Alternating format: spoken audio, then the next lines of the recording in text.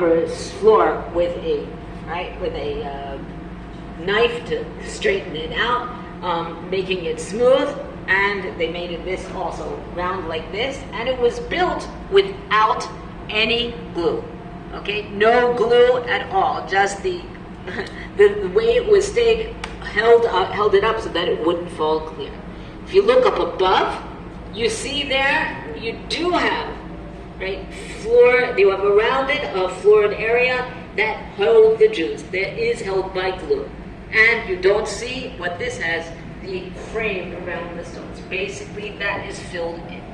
If you recall, during what we saw back there, the enemy people came in and destroyed part of the Temple Mount.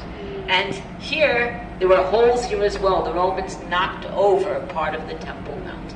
And later on, the Muslims added on, and as you walk outside into the Temple Mount towards, and when you go out, you'll see bunches of rows of ladders, of stones that were placed there to mark much later from the Herodian, not only from the Herodian time, but later on from different later times, building up the Western Wall, because otherwise it would have been knocked over during the time of the Romans. Pretty amazing. Now, is there something unusual about this wall that you don't see outside in the open plaza? The holes, that's right. It's a holy day, but a holy place, but the holes. The holes were placed here not during the time of the Romans, but later on in history, right? You have the group of people that came hundreds of years later that came here wanting to forget about the holiness of the stone. They decided to make where you're standing into a pool. Okay, that would service a lot of water to the people. And so what did they do? They put plaster along the wall, but it didn't stick. The plaster was meant to hold this pool over here. It didn't stick. It just peeled away. So they made holes, put in these sticks that were inserted into the western wall, and with that they were able to build another wall up against it that, if I can show you, would you mind moving away for a moment? Thank you so much. You see the gray stuff on the outside? All right, that is further plaster.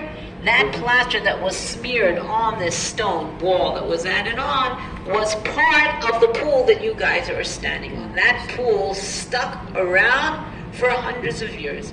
In the year 363, there was an earthquake, and this wall did fall down, but this pool was in existence for a long time. Pretty amazing. Okay, so this remnant is left over. Again, this is after the destruction of the Temple Mount. This was around. Before we leave this spot, you might want to just swivel around, take a look up right above us. You can see this is the front of this new synagogue that we passed by.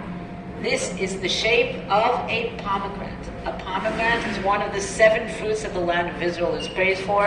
Around the circumference is written, and we have to wake up and connect to our lover, which is God. Right? An amazing thing. It's in the shape of a pomegranate, one of the 7 fruits of the land of Israel.